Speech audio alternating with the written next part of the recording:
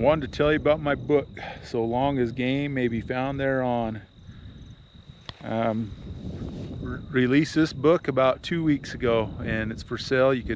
I'll put a link below where you could buy it. And the book, So Long as Game May Be Found Thereon, it's a book on off-reservation Indian treaty hunting rights, focusing specifically on the Shoshone-Bannock tribes in southeastern Idaho. And it talks, I wrote this book for a few reasons.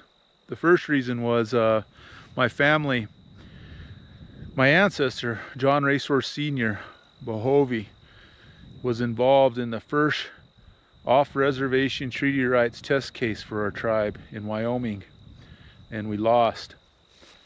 And so I always had a interest in this area, and so I've read a little bit about it from other historians, but I always wanted to research the information myself and pull it together. Family members have also entrusted me with documents and information that they've collected over their lifetime.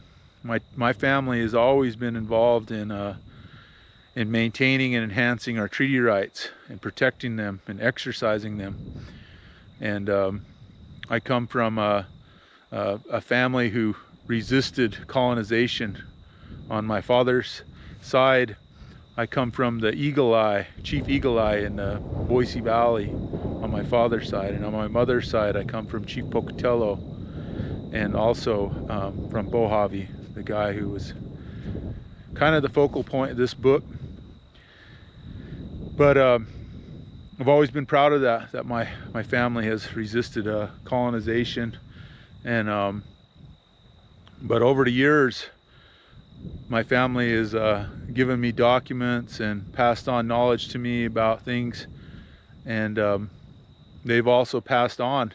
And so I thought because they entrusted me with that information, and my life is short, I thought I better buckle down and get it written and write what I know and what I learned, so I could pass it on to my children and my family, so they know who they are and where they come from.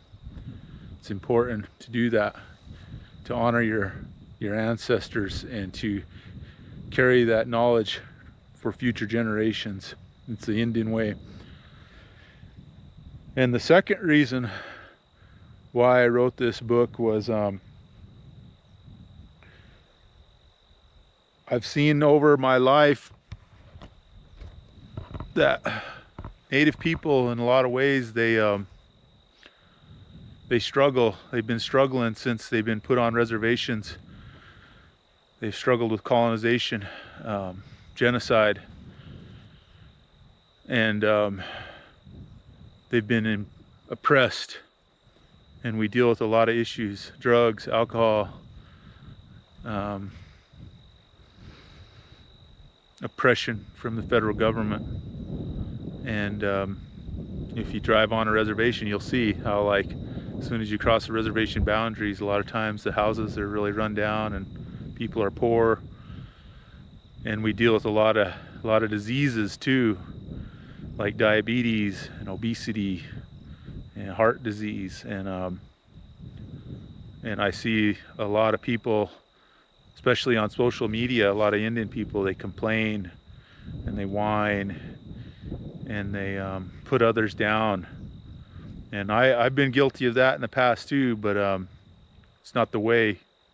It's not the way to be. And so I also wrote this book in a way I put some ideas in there that I have on how we could restore our honor and our sovereignty and our independence, and a path forward for not only my tribe and family, but also other tribes, and even the United States in general.